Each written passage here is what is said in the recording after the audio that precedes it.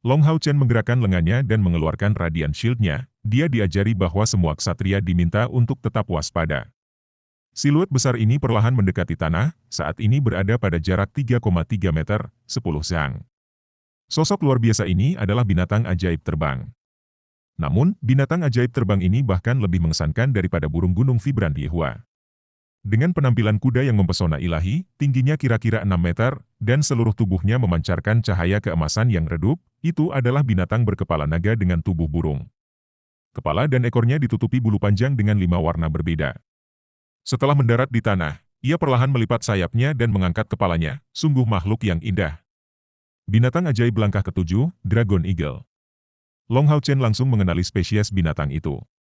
Dragon Eagle adalah binatang terbang dengan atribut ringan. Bagi para ksatria, tunggangan atribut ringan adalah yang paling berharga, karena mereka mampu meningkatkan kemampuan bertarung mereka secara substansial. Dua orang melompat dari punggung Dragon Eagle ini, seorang pria parubaya ditemani oleh seorang anak laki-laki. Mereka baru saja turun dari punggungnya, jadi mereka belum melihat Long Hao Chen. Oh! Lihat siapa itu. Ternyata itu adalah kakak Yehua, lama tidak bertemu. Melihat Yehua, mereka pada awalnya sedikit terkejut, tetapi dengan cepat tersenyum di wajah mereka saat mereka mendekat. Yehua terlihat sedingin sebelumnya dan dia bahkan tidak repot-repot menyambut mereka. Pria parubaya ini mengenakan baju besi emas, dengan jelas mengeluarkan aura suci. Dia tidak memiliki senjata, atau helm, dan rambut emas panjangnya terentang di belakang. Dia tampak sedikit lebih muda dari Yehua, wajahnya terlihat sedikit feminin, khususnya sepasang matanya yang sensual, memberikan kesan samar-samar seseorang yang menganggapnya seksi. Pemuda di samping pria parubaya ini sangat mirip dengan Long Hao Chen, dia tampak berusia sekitar 17-18 tahun dari penampilannya, dan tubuhnya cukup tinggi. Wajahnya jelas menunjukkan arogansi. Pria parubaya itu mendekat, bertanya sambil tersenyum, "Ada apa? Bukankah kakak laki-laki Hua mengenali saya? Meskipun baru 6 atau 7 tahun sejak terakhir kali kita bertemu? Tetap saja, kami tumbuh bersama. Saya baru saja melihat burung gunung bersemangat ini dari jauh dan meskipun ini hanya binatang ajaib langkah ke-6, spesiesnya cukup langka jadi saya menyimpulkan bahwa kemungkinan besar itu milik Anda." Yehua dengan dingin berbicara kembali kepadanya, "Guiying, kamu masih sombong seperti sebelumnya." Ekspresi wajah pria parubaya ini berubah, dan pemuda di sampingnya mau tidak mau berseru dengan suara marah, "Apa yang baru saja kamu katakan?" "Diam!" Pria parubaya itu tersenyum tipis, raut mukanya sudah kembali normal. "Yehua, guru benar-benar merindukanmu, tahu? Sudah lama sejak Anda meninggalkan kota Siu kami, tetapi Anda bahkan belum kembali sekalipun untuk mengunjungi guru. Guru untuk suatu hari, ayah seumur hidup, apakah Anda lupa itu?" Kulit Yehua menjadi lebih dingin dari sebelumnya, "Aku tidak membutuhkanmu untuk mengajariku itu. Kami akan pergi." Sambil berbicara, tanpa memperhatikan sedikit pun pada Guiying, dia meraih tangan Long Hao Chen dan mereka pergi bersama ke arah Gunung Suci Ksatria. Melihat sosok mereka yang pergi, pemuda itu tidak bisa tidak bertanya kepada Guiying, "Ayah, siapa dia? Bagaimana dia bisa begitu kurang ajar?" Guiying dengan tidak antusias menjawabnya, "Dia tidak lebih dari sampah." Kali ini, sepertinya dia datang bersama pemuda ini ke Gunung Suci Ksatria untuk membantunya mendapatkan tunggangannya. Setelah memasuki gunung, jika Anda memiliki kesempatan, Anda harus menimbulkan masalah baginya. Pemuda itu dengan penuh semangat mengangguk, "Saya akan membuatnya mengerti apa itu kekuatan. Mari kita lihat jenis binatang ajaib apa yang mau mendekatinya setelah salah satu kakinya saya patah." Guiying menyipitkan matanya, matanya terlihat sangat bersinar karena ingatannya dari beberapa puluh tahun yang lalu melintas sedikit demi sedikit di depan matanya. "Kakak Yehua, kau akan segera berubah menjadi ksatria. Bagaimana Anda mengembangkan energi spiritual Anda begitu cepat? Apakah Anda punya rahasia? Bolehkah mengajarkannya padaku? Anda harus mengandalkan usaha Anda sendiri dan berlatih dengan tekun, tidak ada jalan pintas. HMPH, saya yakin guru menyukai Anda dan mengajari Anda metode pelatihan khusus. Kalau tidak, bagaimana kamu bisa berubah menjadi ksatria saat kamu hanya 3 tahun lebih tua dariku?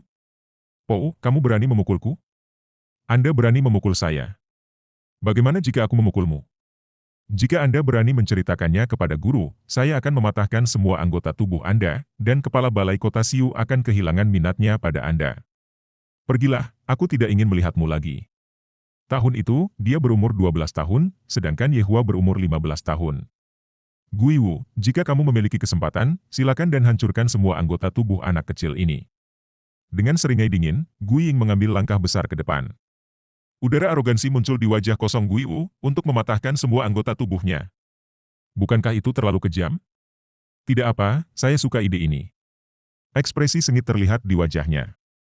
Ye Hua diam-diam melangkah maju, wajahnya sedingin sebelumnya, dan Long Hao Chen, yang begitu akrab dengannya, bisa merasakan bahwa keadaan pikirannya saat ini cukup tidak stabil. Guru, apakah orang ini musuhmu? Long Hao Chen bertanya dengan suara tenang. Ye Hua memberinya pandangan sekilas, kami sebelumnya berasal dari tempat yang sama, kota Xiu, kota yang berdekatan dengan markas besar aliansi Kuil, kota terbesar aliansi. Guru saya adalah seorang Temple Knight. Dia memiliki Silver Foundation Warrior Armor. Saya bergabung dengan Balai Kepala Xiu Chen pada usia 13 tahun dan menerobos langkah ketiga pada usia 15 tahun. Saya diakui sebagai jenius terbaik dari 100 tahun terakhir di kota Xiu. Saya adalah murid langsung guru. Tapi setelah melangkah ke surga, saya melangkah ke neraka. Ketika kami menemukan bahwa energi spiritual internal saya adalah 9, dari seorang jenius, saya menjadi individu yang tidak berguna di mata mereka. Saya berlatih dengan usaha keras selama 2 tahun lagi di kota Xiu, tetapi kultivasi energi spiritual internal saya sangat lambat. Akibatnya, guru mengusir saya dari balai utama kota Xiu, dan di antara sedikit orang yang bertanggung jawab mengusir saya, Gui Ying termasuk. Orang yang paling mengejekku, menyebutku sampah tak berguna tanpa henti, adalah dia.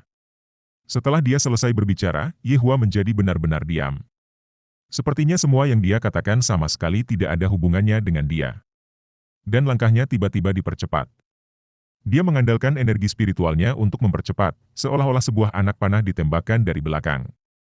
Long Hao Chen tidak bisa menahan diri untuk tidak mengepalkan tinjunya saat dia berjanji bahwa aib gurunya akan dibersihkan.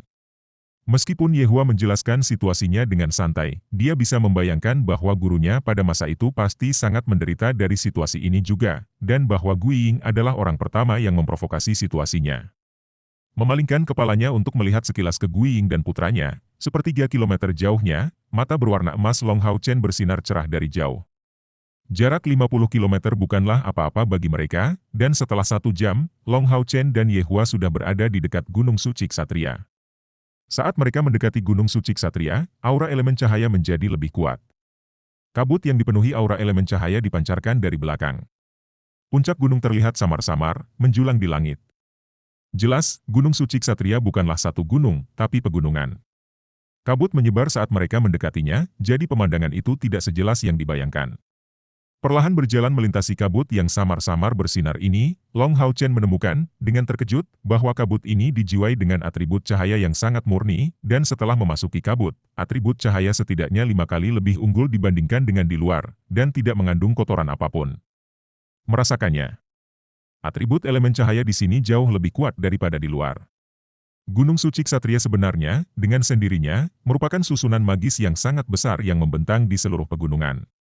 Esensi cahaya ini juga dikeluarkan oleh susunan magis, dan jika ksatria seperti kita berkultivasi di sini, itu akan, sebagai hasilnya, 2 kali lebih efektif. Tetapi jelas, ini tidak mungkin karena selama esensi cahaya ini ada di sini, kekerasan sifat binatang ajaib ini akan ditekan. Dengan demikian, tidak ada ksatria yang diizinkan untuk tinggal di Gunung Suci Ksatria untuk berkultivasi. Tak satu pun tetua yang menjaga itu akan mengizinkannya. Jika tidak, keseimbangan susunan magis atribut cahaya akan dihancurkan dan kemungkinan akan mengakibatkan pemberontakan dari binatang ajaib yang tinggal di sini. Saat memasuki gunung,